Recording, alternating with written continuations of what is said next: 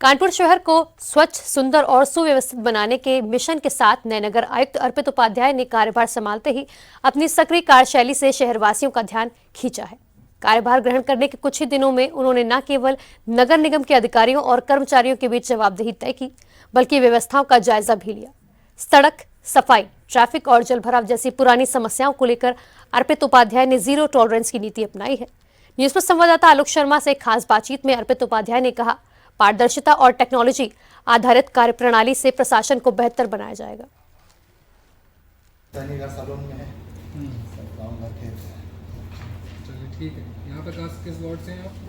आयुक्त कानपुर में आने के बाद में नगर निगम में एक नया माहौल देखने को मिल रहा है, क्योंकि चीजें किस तरीके से किसी सरकारी संस्थान का डेकोरम होता है। और चूंकि दीपावली भी साथ हम लोगों के करीब में ही आ गई है, 3-4 दिन बाद दीपावली है। हमारे साथ बात करने के लिए मौजूद हैं कानपुर के नए नगर आयुक्त अर्पित उपाध्याय जी। अर्पित जी, दीपावली का त्यौहार बहुत करीब है।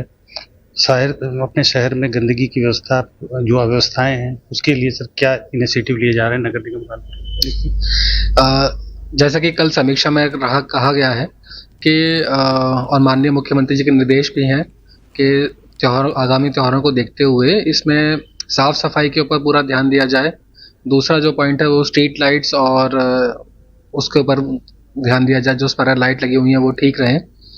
और जैसे कि त्यौहार भी आ रहा है, तो हमने कल समीक्षा के बाद में यही दिशा निर्देश दिए गए हैं कि इन चीज़ों पर प्राथमिकता से कार्य करते हुए आगे हम इंश्योर करें कि दिवाली का जो त्यौहार है वो कानपुर वासियों के लिए एक बहुत अच्छा त्यौहार रहे और उसमें नगर निगम उनका पूरा साथ में इस चीज को इस तरीके से मनाया जाए। सर, अभी काफी दिनों से एक दिक्कत देखने में आ रही, पहले भी कई बार बातें हुई कि कानपुर में आवारा कुत्तों का बड़ा आतंक है सर, जिसकी वजह से आम नागरिक को बहुत दिक्कत महसूस होती है।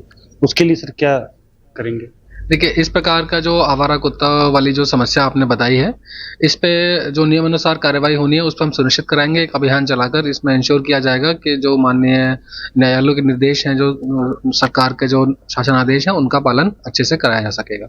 सर, अभी एक अलग सी एक चीज आई कि आपने अपने स्टाफ के लिए जीन्स टी शर्ट का एक कोड लगाया है सर, वो एक अपने आप में एक अनूठी पहल मानी जा रही है।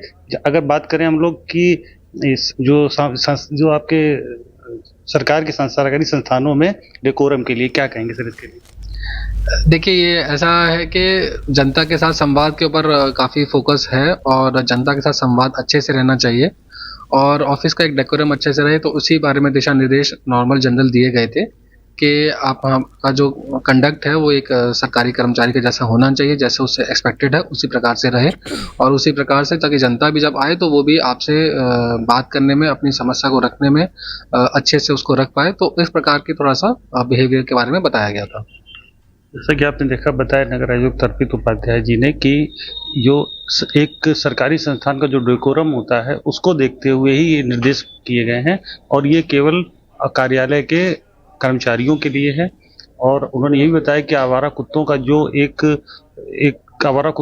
एक दहशत शहर में है, उससे निजात दिलाने के लिए जो भी उचित कदम होंगे वो कानपुर नगर निगम द्वारा उठाए जाएंगे। कैमरामैन नौशाद के साथ आलोक शर्मा, न्यूज़ प्लस कानपुर।